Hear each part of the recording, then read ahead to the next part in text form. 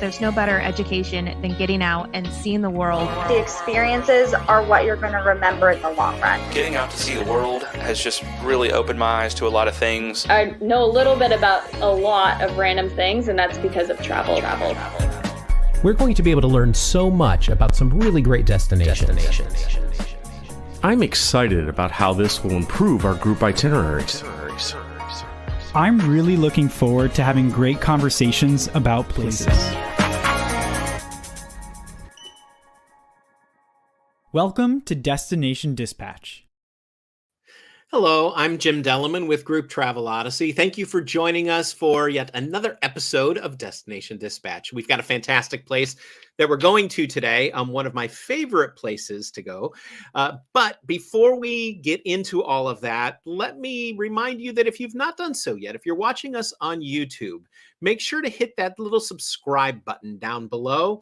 And also, if you ring the bell, you'll be notified anytime that we have new content on our YouTube channel. You can also connect with us on LinkedIn, Group Travel Odyssey, and make sure to follow and like our Group Travel Odyssey Facebook page. So today we are going to be heading to New Orleans. I mean, who does not love New Orleans? But we're going to take a little bit of a different twist with it today. We're going to talk about the student market and student groups and how welcome they are and how much there is to do for them in New Orleans. Now, I'm not going to do this by myself, so let me bring on our co-hosts for today. First one we've got is joining us for the first time today, our new community architect, Angelica Kennedy. Angelica, welcome. Hey, Jim, it's so good to see you. Thank you for having me on today. Oh, you're welcome. It's good to have you. Angelica's new to our team, and so we're giving it to her right away, so that way she's coming into Destination Dispatch as well, so we can talk about New Orleans. Have you been to New Orleans? I haven't, and it's probably my top domestic bucket list experience. So I'm actually really excited to be part of this today because I'm hoping to learn more along with everybody Excellent. else. Take some notes. Yeah. Well, let's bring on our other co-host today. He is the host of Destinations Beyond Expectations podcast, Stevie G. Hey, Stevie. Happy Thursday, Jim and Angelica. How are you guys? Doing well. Good. So have you been to New Orleans? Jim, I have not, and I really don't have a good excuse because I live in the Southeast, so you would think that I would get there, and I need to get there, but I just haven't been there yet. Both of you definitely need to go. I mean, I can't begin to tell you how much fun I've had. I've been there for conventions. I've been there on my own. The food is spectacular. If you like seafood, you can't miss by going any place that they have grilled oysters and having grilled oysters because, my God. Yeah. And so, and the nightlife is really wonderful. So it's great for anybody who wants to go. But today we're going to focus a little bit more on the student market. And let's bring on our guest who's going to help us with that. She's with the New Orleans and Company. Let's bring on Rachel Funel. Rachel, hello. Hi, everyone. Thank you for having me. You guys y'all can carry on talking about New Orleans. You're selling me too. Thanks so much for joining us today. And you know, like I said, there's so much to offer. The food is phenomenal. Again, I'm addicted to the grilled oysters at several locations down there, and beignets. I mean, you can't leave New Orleans without having beignets and having powdered sugar absolutely everywhere, all over your body. So, yeah. So, but today I thought, we're going to talk a little bit more about what's great for student groups and what brings student groups into New Orleans. And so let's kick it off just by asking, what do you feel are some of the unique opportunities that student groups have in New Orleans? Absolutely. So for student groups, just like you guys mentioned, we've got amazing food. We have amazing history, our culture, our attractions, our museums and experiences. And I think that that's kind of one thing that we always try to push for with the students because they are coming here for a couple of reasons, for educational purposes as well. But they're coming to get out of their hometown and see a different part of the United States. And what better place to come than to New Orleans? So we've got group-friendly restaurants, these top museums. We have the National World War II Museum. I think last I checked, it was number 3 in the United States, and it's one of the top 5 actually in the world. It's fascinating. It's right up there with the Louvre. So it's it's such a great experience for them to come because they can really come and whether it's performance, they want food, architecture, history. I've had a couple of students want ghost tours. So really, Brilliant. whatever they're coming for, it's here for them. Excellent. I'm curious in terms of the student groups. When you talk about how friendly New Orleans is in general, what do your accommodation situations look like? How can they best stay when they come into your city? That's a very good question. So for typically what we're seeing for students, and this is I'm going to say more for 2023, but a lot of times you're coming in via your own motor coach. So you want either motor coach parking. You typically stay somewhere that's central so that you're not having to get back on that motor coach and go to point A to point B. And that's one thing great about New Orleans is it's completely walkable. Um, so once you park the school bus or the motor coach, however they're coming, you can easily get to anywhere. And that goes with the hotels and all of the attractions. So the hotels are located pretty much in walking distance. Most of them in downtown New Orleans are all within walking distance of the top attractions that I typically would advise for students. And a lot of our hotels often they have the 2 queen beds, and I know that's common getting kind of 3, 4 people in a room. We're trying to save some money for the school too. But then one thing I do love about a lot of those hotels, and you'll find often in our warehouse district, which is where we've got these older industrial buildings, and they've been converted into hotels. They're typically a little bit bigger. They offer breakfast. If they're coming during the summer months, they've got a pool to cool off because it can get a little warm. But I often find those hotels that either have maybe a private space for them to either do breakfast or maybe to gather. We have so many options in downtown that offer that. And I would recommend our central business district or our warehouse district for students. Typically, the French Quarter is a little bit difficult to get so many rooms with double beds, but it's almost perfect for student groups to stay just outside of the French Quarter, still within downtown. And I often say it's where you can get that free breakfast. You can sometimes go and they've got the breakfast buffets, and it's a perfect combination. And they're all very family friendly properties, so they're perfect for the young ones, especially if you've got those middle schoolers that are coming. That's an excellent point. I was interested or curious as to whether French Quarter was the place to be, but you're saying essentially just outside French Quarter for student groups. I would, yeah, just because it can get a little rowdy at night. We all know New Orleans is known for nightlife. And if you've got the younger crowd, more of that like middle school, I always say stay in the warehouse district. That's where our museums are. They're close to all the attractions. So they park the bus and they can go. They're not having to kind of deal with the nightclubs on either side that maybe the student groups might be avoiding. So it's a perfect family-friendly area for them to be in.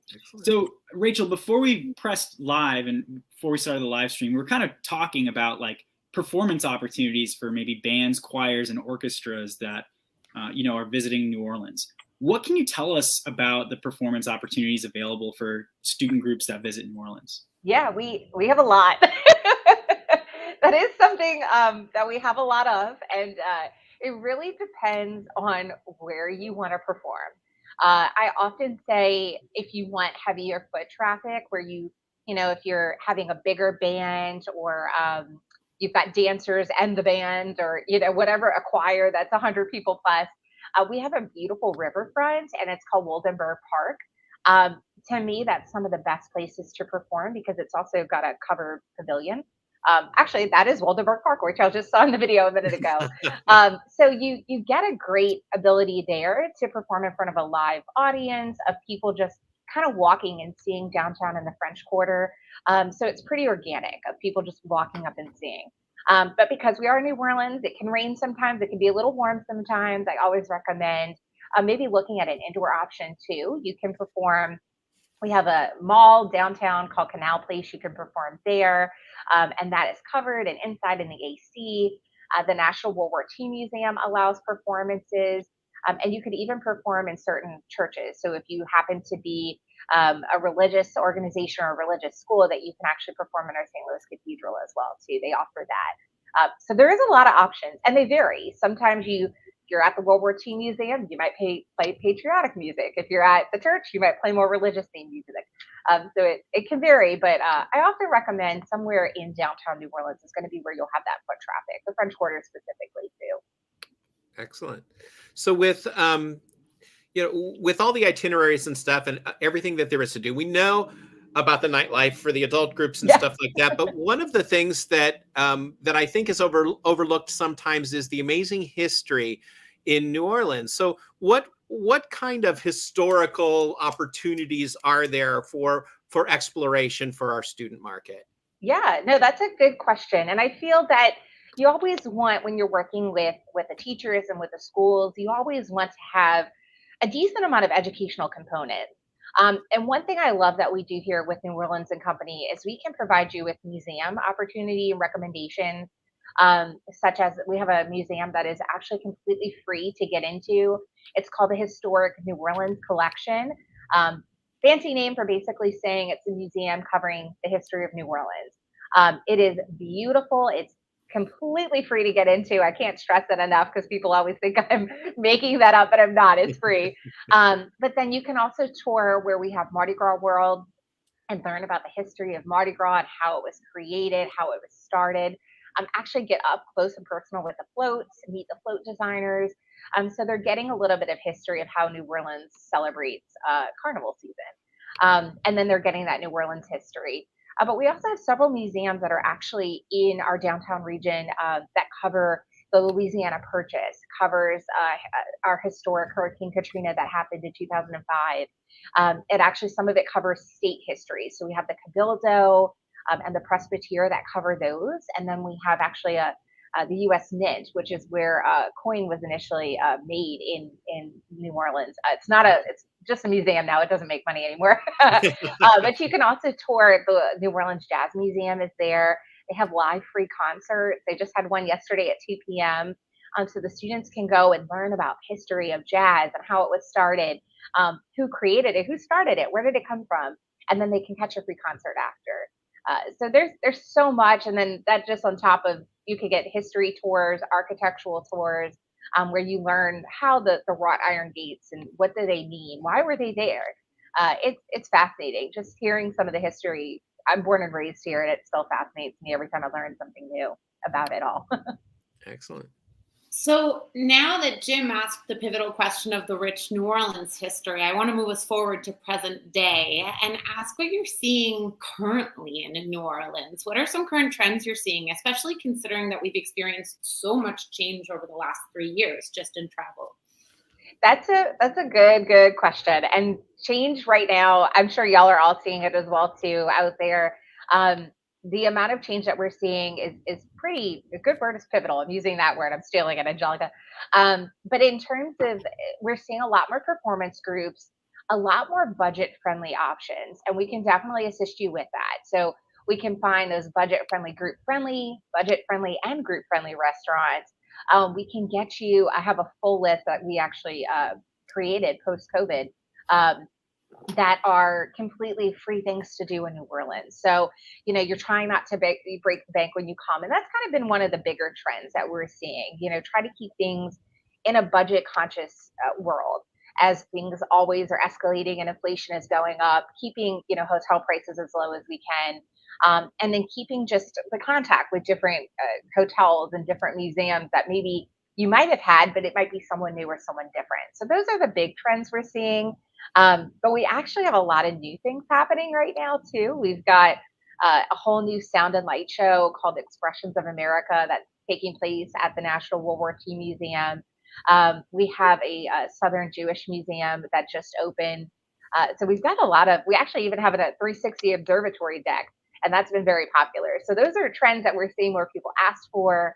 And like I said, just keeping it budget conscious, and we understand that. So we try to work with all of our tour operators and student groups to just make it easy, make it seamless. Don't make it crazy, expensive. Who needs that? Oh, exactly. Rachel, one of my favorite questions to ask during these live streams is this question right here. What are some hidden gems or maybe some, attractions or sites that you think more groups, specifically more student groups, should be including on their New Orleans itineraries? Yeah, no, and I would, a lot of groups, if it's their first time, I always say hit the big points, hit those touristy spots, because You have to. It's part of the New Orleans kind of bucket list tradition. I would always recommend seeing, Jackson Square, the museum, the World War II Museum, Mardi Gras World. But that hidden gem I actually mentioned earlier, which is the historic New Orleans collection. Not many people know about it, and it's totally free. I also recommend skipping the, and Jim, you're not going to like this, but skipping the beignets in the French Quarter. But wait, skip the beignets in the French Quarter, because you can actually jump on a city bus tour and go into New Orleans City Park, where they have its own Cafe du Monde stand. And I love it because it's massive. They take credit card. It's not cash only. And you can easily get a group 50 to 100 in there. Motor coaches stop in there all the time. And what's so great about it is you can actually dine amongst the oak trees. So you're not in a crowded area with a bunch of other people in the French Quarter. You're in the oak trees, and you're dining in City Park. It's gorgeous. And while you're there, I always recommend seeing City Park. It's one of, and I know y'all are in New York, it's actually 2 to 3 times as big or bigger than Central Park. we always promote that a little bit in there. But you can go in, there's a sculpture garden that's completely free there. And you get to see these, I mean, I would say probably a good 30 or 45 minutes it would take to go through this free sculpture garden. After you eat your beignets, it's a perfect setting. I would always recommend that. And not many people do it, but I'm always there. So I'm like, come. That's excellent. I want to ask you, I know this probably seems kind of simple because so many people come into New Orleans, but how easy is it for people to get there, whether they're coming by motor coach or by airplane? How easy is it for them to get to you? If they're coming by motor coach or airplane, we have a lot of direct flights. So let's start with airplane first. We have a lot of direct flights, and then we work with every tour operator that comes. I have a full list of motor coach companies that can work with you to pick up you guys from the airport, bring you to the hotel, wherever that is, whether that's in downtown or in the greater New Orleans region. So I'd always recommend doing organized transportation to get to and from the airport. New Orleans itself is about 25 minutes from the Louis Armstrong International Airport. And the code is MSY. Everybody thinks it's NOLA or NOL, but it's not. It's MSY. But I would say do that, or in terms of if you're taking a motor coach, we do have motor coach parking that's outside of downtown. Because our downtown is pretty historic, there is sometimes limited parking in downtown, and we understand that. So we've curated a list of probably a good 10 or 15 locations that offer motor coach parking. And I always recommend, making advanced reservations so that it can be easy. It can, you don't have to worry about trying to find places to park the bus after you've arrived. So in terms of like getting to and from the airport or taking the motor coach here, it's fairly easy. But we have a lot of direct flights, or on Southwest and Delta. If you're coming from the New England kind of Northeast region, I always recommend JetBlue. We have a lot of directs from JFK and LaGuardia from there as well too. So it's pretty easy to get really wherever you're going. You might have one connection if it's a smaller city you're coming from, but overall it's fairly accessible no matter what way you're coming, or what direction. We're kind of right in the middle of the South. Perfect.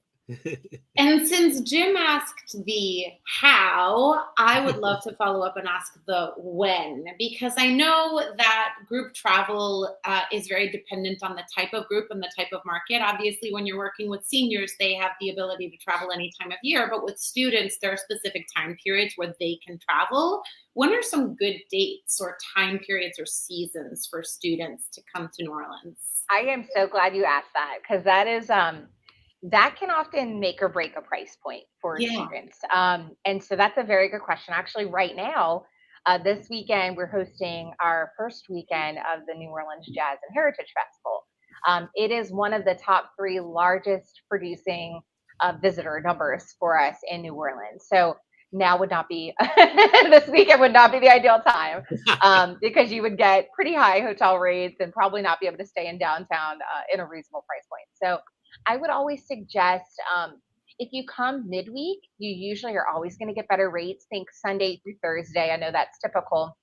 Now, if they're coming, which we usually see the trend of the spring, in my opinion, I would always recommend, if you can, try to look outside of the month of April. And the reason why I say that is because we have two festivals, French Quarter Festival and our New Orleans Jazz and Heritage Festival, which is 2 weekends. So almost 3 weekends in the month of April are taken by very large festivals. You can come in March where you'll get smaller festivals, but it really won't basically do anything with the hotels in terms of making it hard to find a room or find availability at restaurants. May is also a great time as well too. I know it interferes sometimes with graduation, so think like that Cinco de Mayo weekend. I was just looking at that. That's a fairly great weekend right now to come to New Orleans, where we're not seeing much of a busy kind of foot traffic in our airport or in our cruises either. So it's I would always look at the spring, but we can always work with any group that's coming. I always typically say, let me look at the festival calendar first before we look at any dates, because that can often make or break something. And we don't want, like I've been saying, we don't want to make it hard for people. We want to make it easy. If you want to come to New Orleans, let's work with you. Let's make it easy for you to come, so that it's not, you're not getting frustrated of, oh, there's the biggest festival of the year. And we picked the exact same dates. We're grateful you exist to help with those things. Oh, thank you. I was like, y'all can't see it, but the festival calendar is directly behind my computer, so it's always accessible. Well, Rachel, this is all great information, and we want to continue this conversation. But first, we need to hear a word from some of our partners. Stevie? Group Travel Odyssey would like to take a moment to thank our amazing partners, including Book My Group, Travel Advocates, We Travel, Broadway Inbound, and Fly My Group. These partnerships help make business without boundaries possible, and we encourage our viewers to learn more about these wonderful companies. Now, back to Destination Dispatch. Okay, and here we are back again, and we have a sample student itinerary, 4-day itinerary.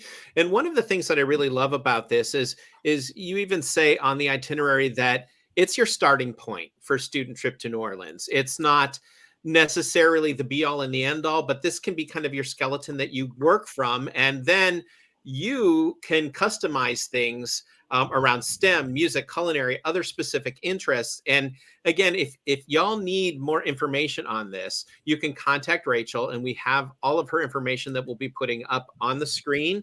But Rachel, let's go ahead and start going through this. So day one, what are we going to plan on starting with?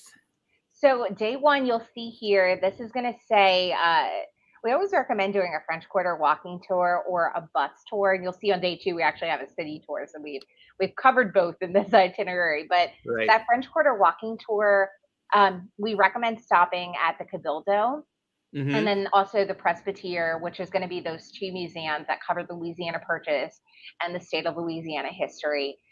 While you're there, Jackson Square and the Cathedral are all right in the same location. So you might as well just knock it out because you're in that same, only 2 feet over walking distance. You're so close. Cafe Beignet is where we say stop for lunch, mostly for dessert. Of course. Who needs lunch when you can eat dessert and eat beignets? The Cafe Beignet it's one of our kind of little secret locations where you can get really good beignets, and there's often live music that takes place there. It's not going to be as dense or crowded with people because there's a few of them scattered. So that's why we put that in there as an option for our students. And then you'll see dinner at Landry's. This is a great location. It's right actually on the Mississippi River. Tons and tons of space where you can get private dining for your groups no matter what size. And even better, they have amazing student rates. And they'll work with you on a menu. So if you're working with a budget of $20 a person, they'll make it happen. So we always include somebody that we know can do that in our itineraries, and Landry's is definitely one of them. Excellent. And then, of course, they're going to need some sleep after all that walking and eating. So they will sleep, and then we're going to wake up bright and early and start day two.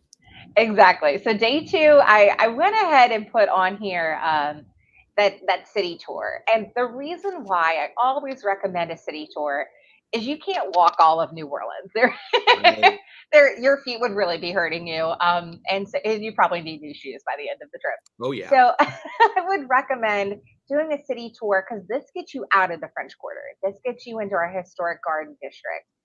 This gets you into our Marigny or our Mid-City or our City Park locations. And you'll see City Park is listed there as well, too. And while you're there, we also recommend maybe doing one of our above ground cemeteries. It's so cool. It's very historic, and we get a lot of people that think it's, oh, I don't want to go tour a cemetery, but it's fascinating. They're above ground cities in itself, and each tomb and each headstone you see has some sort of history, and it's some of the most fascinating things of the history. And it's actually Gray Line offers tours for it, but it's always a guided tour, so you're not just kind of walking and assuming. It's a guided tour. And then we put on there the motor coach step lines too. Do you want to tell them why the cemeteries are above ground? If you want, I can. Yeah, I was like, Jim, do you want to? I love hearing how people sometimes say it too. But so our cemeteries are actually above ground because New Orleans is below sea level. Right. Almost by last I checked, I think it was almost 20 or 25 feet. We are below in the French Quarter specifically. So there's some great charts that I've seen of our peak of our St. Louis Cathedral is actually still sitting below our sea level. So New Orleans has a bunch of levees, and you'll see those are big man-made hills or big cement walls that basically block the water of the Mississippi River or Lake Pontchartrain, which is New Orleans is kind of sandwiched between two bodies of water, and it stops the water from seeping in. But still, if it rains, things flood. So with cemeteries, you don't want anything rising out of the ground. So everything is built above ground. So best way to describe it, it's all going to be above ground. You'll find some below, but most of the time they're kind of mausoleum style. And they all have some sort of history, whether it's a dog or people. It's fascinating. There was one that was about a dog, and the dog was on it. He was buried with the dog. I was like, I need to do that too. But after that, I'd recommend Hard Rock Cafe for lunch. It's always a good staple for student groups because you get the picky eaters. So I think it covers a lot. And one thing with Hard Rock too is they do have signature New Orleans dishes, as well as just the stuff you can find at a Hard Rock in any other city. But you'll also find a lot of signature New Orleans dishes there. So we always like to include them in our student itineraries. And they're great with that budget pricing too. Absolutely. And then this one is actually an Audubon Aquarium of the Americas is actually an interesting one. And I sadly didn't even mention it before, but our aquarium has been closed for a couple of months, and it's set to reopen on June the 8th after a very extensive renovation where they've closed our Audubon Insectarium. We had an insectarium and we had an aquarium. They were pretty much right next door to each other. But our aquarium has gotten extra space and expanded. And now it's the only aquarium that also includes an insectarium inside of it. And they went through, it was multi-million dollars of a renovation, and it is set to reopen on June 8th. I cannot wait to see it. I've seen some renderings and I've seen some hard hat tours that they've had us do, but it is definitely an item I would recommend all student groups seeing.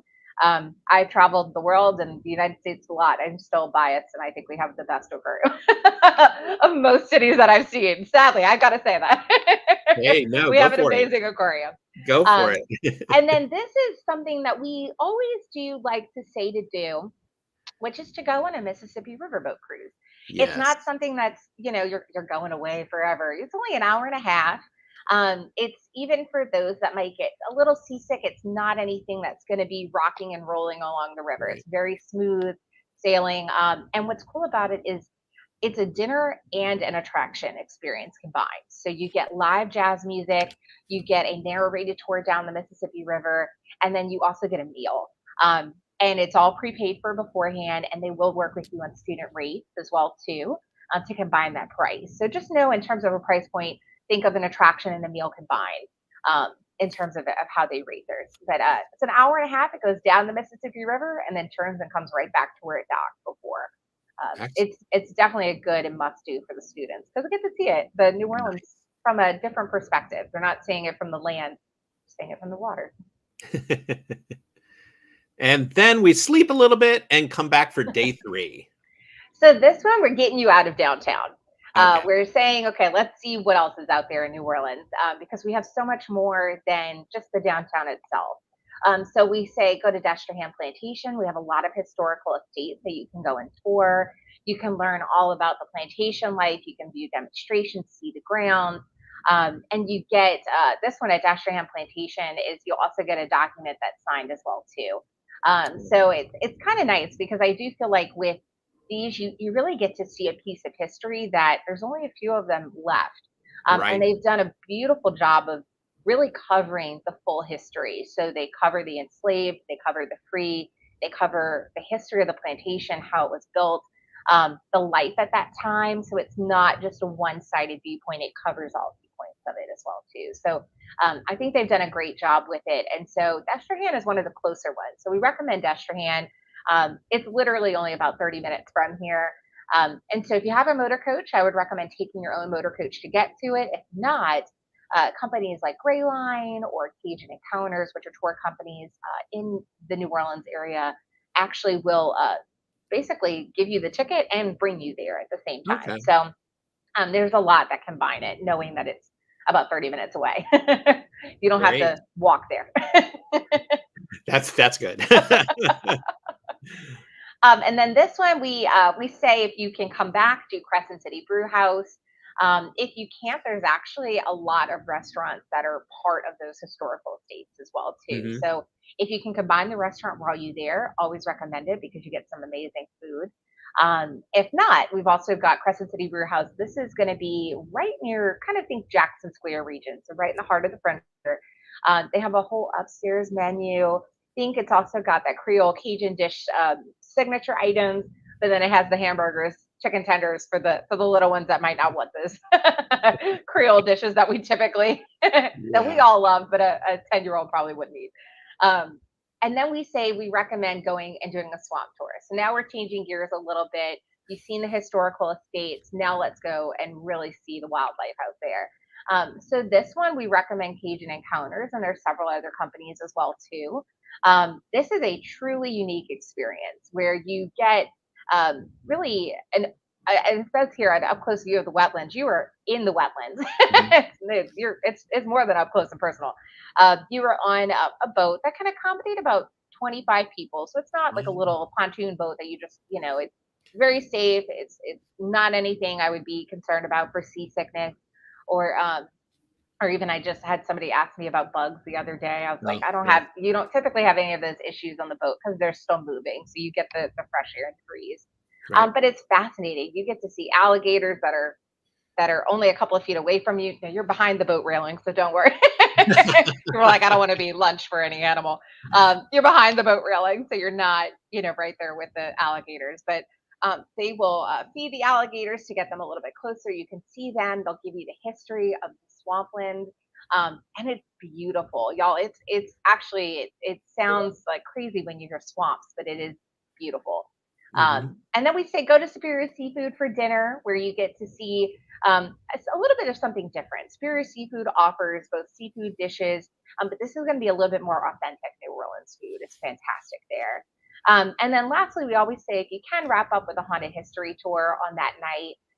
That's a walking tour of the French Quarter, but it goes to the paranormal, the voodoo, the ghosts. And if you see one, we say, recommend taking pictures and sending it to us. I love those tours. I've done haunted history in New Orleans, and it is fantastic. So yeah. It is so cool. I know you learn so much about it, and now every time I walk by a certain building, I'm like, I know what happened there. Like we said, a lot of history. Exactly. Okay, so then we're going to go nightmares after the haunted history tour. No, just kidding. And then we'll wake up for day 4, and we're going to hit some museums. Yeah, so this one we've got you going more historical side of the museum. So we have the National World War II Museum. It's always a must-do, especially for the student group, the educational side of it. You get to see a 4D movie experience that's narrated by Tom Hanks. They typically do include that at the museum for the student itineraries. There is a restaurant at the museum as well called the American Sector, so you can eat there, or you can also go to Mother's, which this is going to be your typical home style cooking food. It's delicious. Po' boys, fried seafood, but this is things that our families would have cooked us, and you get that same serving, that same type of food at Mother's. Hence the name. It's supposed to be like you're going and eating at your mother's house in New Orleans. Brilliant. It's so good. Then I recommend Jam Nola as well. Jam Nola is located in our Marigny, so it's a couple of minutes away from the National World War II Museum.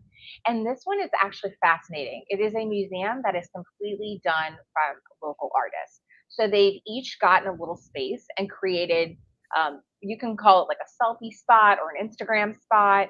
That a lot of times you get to go and play with the art as well too. But it's a whole museum of local artists that have done it. And they've changed out the artwork every couple of months, so it could be different from your first visit to your second. It is very special. It opened during COVID as what would have been a pop up, but it stayed, and the students love it. Oh, here's our historic New Orleans collection. This is a museum of the history of New Orleans and the culture. And then we say wrap up by going to Two Jack's Restaurant. This is one of the oldest restaurants in New Orleans. They have tons and tons of private dining space and a courtyard as well too if you wanted to dine outside. And the food ranges as well too, from signature New Orleans dishes to more kind of typical kind of standard burger food situations. But if you're in New Orleans, always go for the signature dishes if you can, no matter what age group you are. That's great. My gosh, that is a lot to do on the itinerary. And like you said, there's more to add to it. There's so many other things that you can do, depending upon what you want to theme your whole tour around. Exactly. And just to let everybody know, all of our members who may be watching, that itinerary is a sample itinerary that's listed in our templates. So if you go to your template trips and you type in New Orleans, this will come up. So you can go ahead then and utilize this itinerary as part of your planning. So that way, when you're building the trip in the system, you can go ahead and utilize that one. And Rachel, if they need more information from you or need to contact you to find out about some even more fantastic places, how can they do so? Yep. So you guys can either email me or call me. And I'll give you guys my email, which is, there you go, rfunel@neworleans.com. So my first initial last name @New Orleans. Or you can call me as well too, which is 504-566-5018. That's my direct line. But I always say phone call or email, whatever works, whatever's your preference. I'm always happy to help. And we're a free service. So we're here to make life easy. Excellent. Well, I got to tell you, since I'm the only one that's been there, I guess I'm going to have to get these other two, and we're all three going to have to come down and just do a little road trip. Now I know. Stevie, Angelica, y'all got to come. We're waiting for you. You don't have to ask me twice. Well, Rachel, thank you so much for joining us today and giving all this fantastic information. And again, it's so great to see that there is so much for the student market in New Orleans, because I know a lot of times it can be overlooked because people feel it's the place for Carnival. It's a place for Mardi Gras, but there's so much more going on there. And so bring your student market, bring your student groups in to New Orleans. And if you need any more assistance, Rachel's there to help you. And so again, Rachel, thank you so much for joining us. Thank you guys so much. It's been great. Excellent. And just a reminder, Destination Dispatch does happen Thursdays at 2:00. So make sure to join us anytime on 2:00 on Thursdays. And you'll find out some really fantastic information about some wonderful group-friendly places. As well as Destination Dispatch, we do have GTO Coach and Go. That happens every other Tuesday at 2 p.m. That's where we bring on the experts from the GTO team to show you how things work with GTO. We launch new ideas. We have new procedures and processes that we put into place, and we show you exactly how you can use those to make your work life more efficient. And so again, GTO Coach and Go happens on Tuesdays, every other Tuesday at 2:00 Eastern time. Angelica, if they want more information about Group Travel Odyssey, how can they get more information? We've got our wonderful website at grouptraveledyssey.com, which you see below, which obviously tells you more about this wonderful software that we've got, but we also update it with weekly news that you can read up more on. So please have a peek over there if you'd like to learn more about Group Travel Odyssey. Excellent. And Stevie G, tell us a little bit more about Destinations Beyond Expectations. Yeah, Destinations Beyond Expectations is the podcast designed for students of travel. You can listen to it on the website, dbetravel.com, or you can find it on Spotify, Apple Podcasts, Stitcher, iHeartRadio, anywhere podcasts are available. Fun fact, the most recent episode is actually features our first ever guest here on Destination Dispatch, Sabrina Leggio. And we're talking about Mackinac City. So it's definitely give that a listen. Again, Spotify, Apple Podcasts, or wherever you can find your podcasts. Excellent. Excellent. Well, I want to thank both of you for joining today. And now we've got some more vacations to plan and some more places to go visit and see. And until next time, everybody, thank you for joining us, and we'll see you soon. Take care. Thank you for watching this episode of Destination Dispatch. We invite you to stay connected with Group Travel Odyssey on Facebook, YouTube, and LinkedIn, and be sure to check out more of our media, including GTO Coach and Go and the Destinations Beyond Expectations podcast. Please visit our website, grouptravelodyssey.com, where you can learn more about GTO and request a demo. Group Travel Odyssey, business without boundaries.